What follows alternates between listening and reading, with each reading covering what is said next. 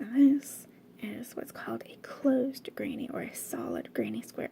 It's a little bit different from the open one, but it kind of has the same basis. So let's start off, and just like the previous, you start with 4 chains. Close it up to create your ring, and then you're going to work out of that ring. I'm chaining 2. Most people chain 3. I chain very loosely, so whenever it says standing double crochet, I just usually do chain 2. Alright, as with the previous granny, you're going to do the chain 3, 3 double crochet, sorry, chain 2, and do another 3 double crochet as you are creating your corners with this row.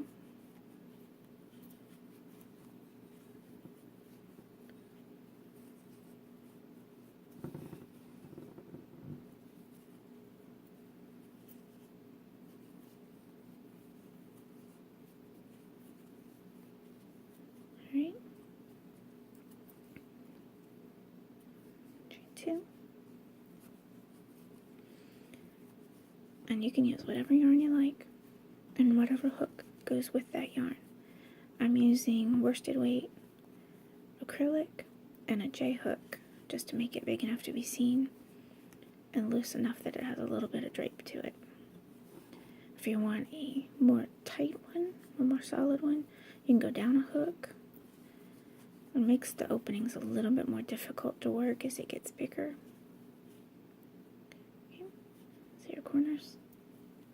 We're going to do another 2 double crochet to make that 3 double crochet cluster. Oops, let me hold the work back down in the camera, that might help. And I'm going to chain 2 to make that last corner and slip stitch. Now, unlike the other granny square, we're not going to flip back and forth. You're going to work with it always facing you, right side facing you. And chain 2 or 3, double crochet in that same space,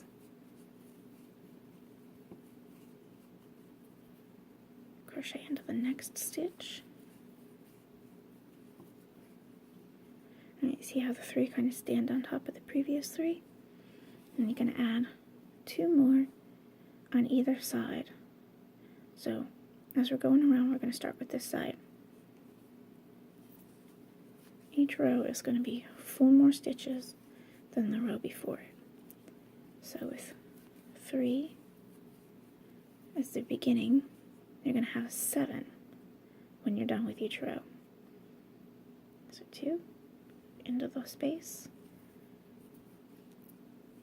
chain 2, 2 more double crochet for to start off this row. And you're going to crochet on top of the previous ones. So slide that over so you can get to that loop.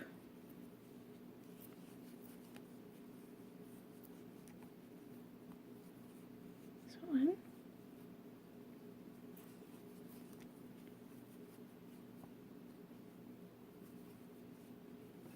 2,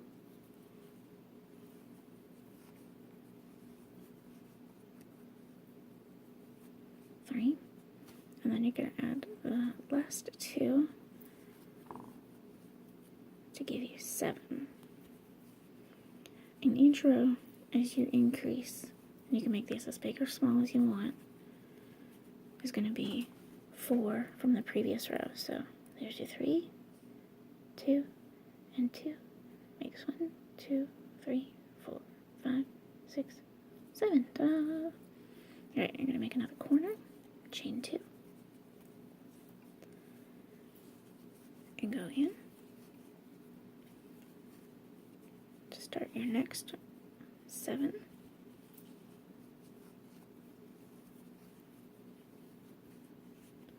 Make sure you slide that over so you can get to that opening. Otherwise your row will be slightly slanty.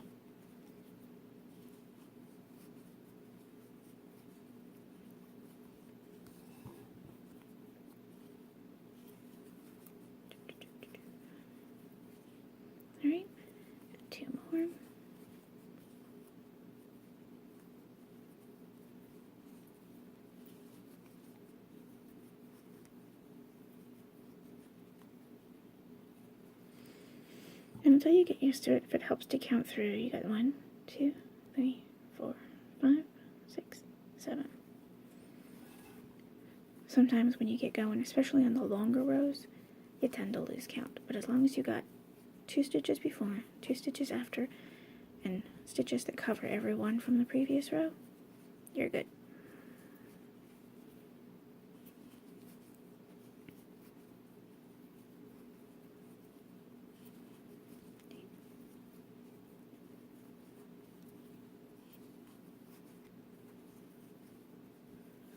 Let's finish out this row. So, oops, let's make sure 2, 5, 6,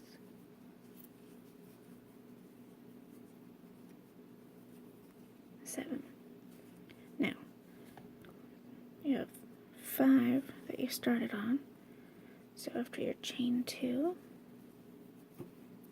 go back in.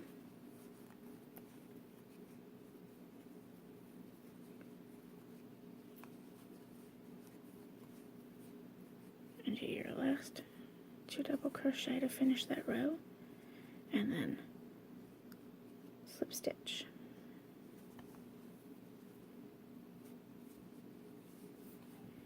And there is your closed granny. Now, unlike your other granny, it's going to be a little bit more solid. Okay, so let's do one more row. Chain 2, double crochet in the same stitch.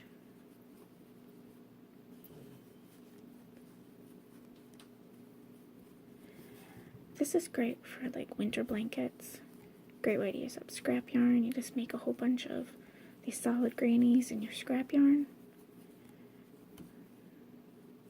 Okay.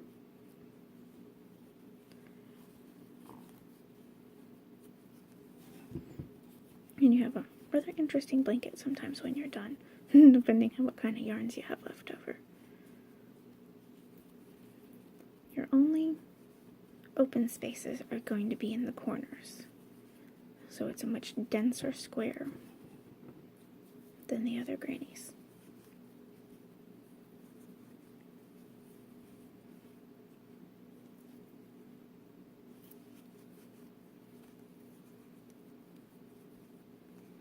See, there's your beginning 2 and the one above it. So you're going to do 7 across. You do 2 before, so that makes 9. And then you're going to end with 2. So you have 4 extra. So you go from 7 to 11 stitches. And each row is going to be the same. It's going to be just adding 2 before, going across, and adding 2 after.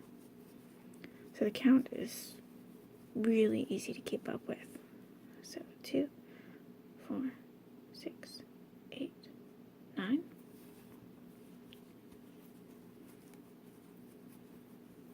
10 and 11. So you're going to continue around the granny the same way. Do your corners, and when you come back, slip stitch. And you just keep going.